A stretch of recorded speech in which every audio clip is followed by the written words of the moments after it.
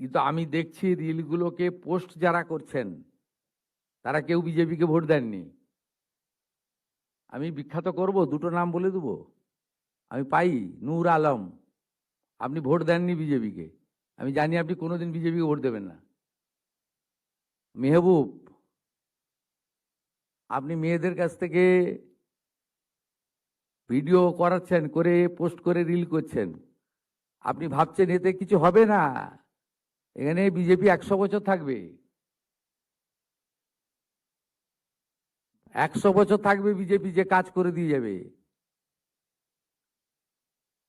এখানে এই লোকেদের আর ফেরত আসার কোনো চান্স নেই।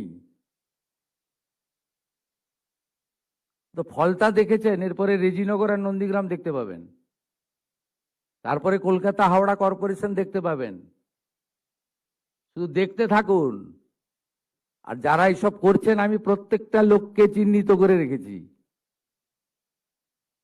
আপনারা বিজেপিকে ভোট দেননি, 2,92,00,000 ভোটের মধ্যে নেই নূর আলম ভাই। আপনি কোথায় ভোট দেন আমি জানি, কোথায় দিবেন ভবিষ্যতে সেটাও আমি জানি। আর আপনার ভোটের উপর নির্ভর করে আমি রাজনীতি করি না, আমরা রাজনীতি করি না। নিশ্চিন্তে থাকুন। সমস্ত দিদি মহিলাদের মুখে হাসি ফোটানোর কাজ আমরা করব। বলতে চাইছে যে তারা অন্নপূর্ণা যোজনা অ্যাপ্লাই করেছে, কিন্তু যারা লক্ষ্মী ভান্ডার পেত কিন্তু তারা উপযুক্ত বলেই মনে করে যে তাদের লক্ষ্মীর ভান্ডার কারা পেত? মানে যে সমস্ত সাধারণ মহিলারা যারা পেতেন লক্ষ্মীর ভান্ডার, যে পুরুষরা পেত তাদের কি হবে? হ্যাঁ সেটা তো বটে, সেটা আমরা বলেছি, যেটা আমরা সেটাই, যেটা যে আমাদের বাংলাদেশে অবৈধ অনুপ্রবেশকারী আপনার পেত তার কি কথাই হবে? আমরা অবশ্যই বলি, যখনই আমরা জানাই আমরা বলি যে ভেরিফিকেশন চলছে। মমতা ব্যানার্জি কি করেছিল একটু শুনবেন নাকি? হ্যাঁ 100 বার নিশ্চয় লিখুন, লিখছেন 2021 সেপ্টেম্বর 2021, 1,52,62,588 জনকে 500 করে টাকা দিয়েছিল। 1,52,62,588। তারপর থেকে টাকা দেওয়া বন্ধ করে দিয়েছিল। এপ্রিল 2022 মাঝখানে বন্ধ ছিল। ফেব্রুয়ারি মার্চের 2 মাসের টাকা একসঙ্গে দিয়েছিল 21,84,631 হলো। এরপরে টাকা দেওয়া বন্ধ হয়ে গেল। মে জুন 2022, জুলাই 22-এ দিল 3,77,883।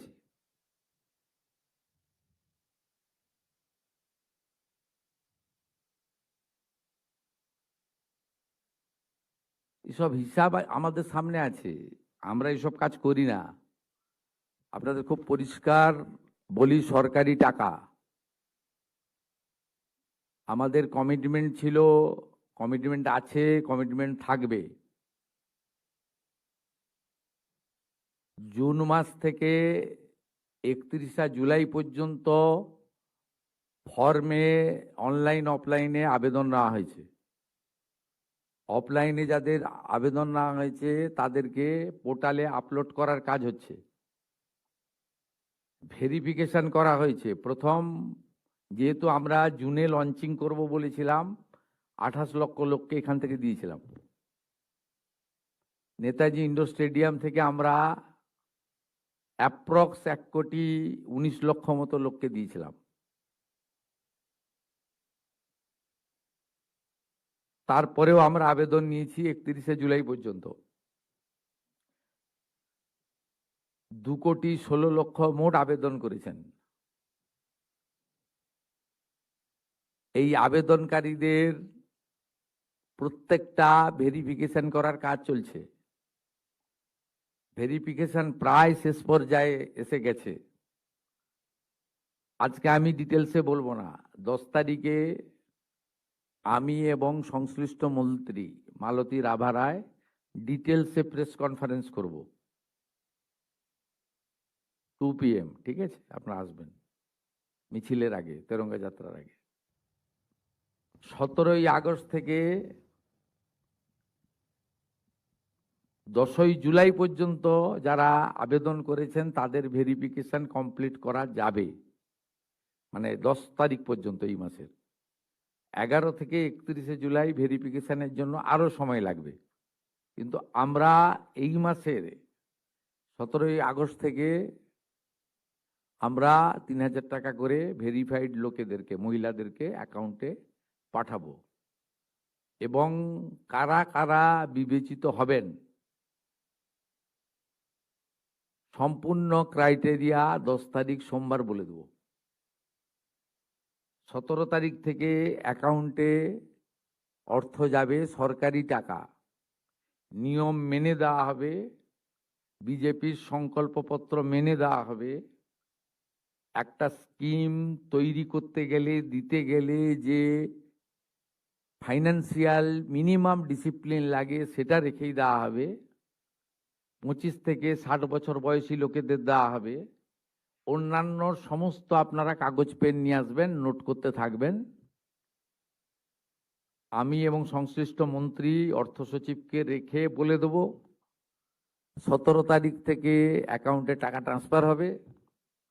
আর এটা কেবলমাত্র এই মাসে হয়ে যাবে, পরের মাসে থেকে বিজেপি সরকার যতদিন থাকবে প্রত্যেক মাসে দ্বিতীয় সপ্তাহে টাকা ট্রান্সফার হয়ে যাবে। অতএব এটা নিয়ে বিভ্রান্ত হওয়ার কিছু নেই।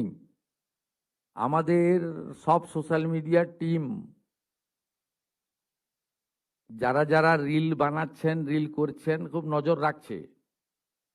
যারা মিথ্যা তথ্য দিচ্ছেন তাদেরকে চিহ্নিত করে রাখছি। মিথ্যা তথ্য যারা দিচ্ছেন তাদের বিরুদ্ধেও আইনগত ব্যবস্থা হবে। জনগণকে বিভ্রান্ত করার কোনো কারণ নেই। মহিলারা পশ্চিমবঙ্গে যেহেতু কাজ নেই, অর্থ নেই, বাড়িতে পরিযায়ী শ্রমিক, এবং এই অর্থটা মোটামুটি একটা কোনো কাজ না করেই একটা অর্থ বিজেপি এটা দিবে বলেছে, জনগণ এটা স্বীকার করেছে, বিজেপি এটা দেবে। আমি তো কমিটেড, আমি চিফ মিনিস্টার, পাওয়ার যোগ্য লোকরা নিশ্চয়ই পাবেন।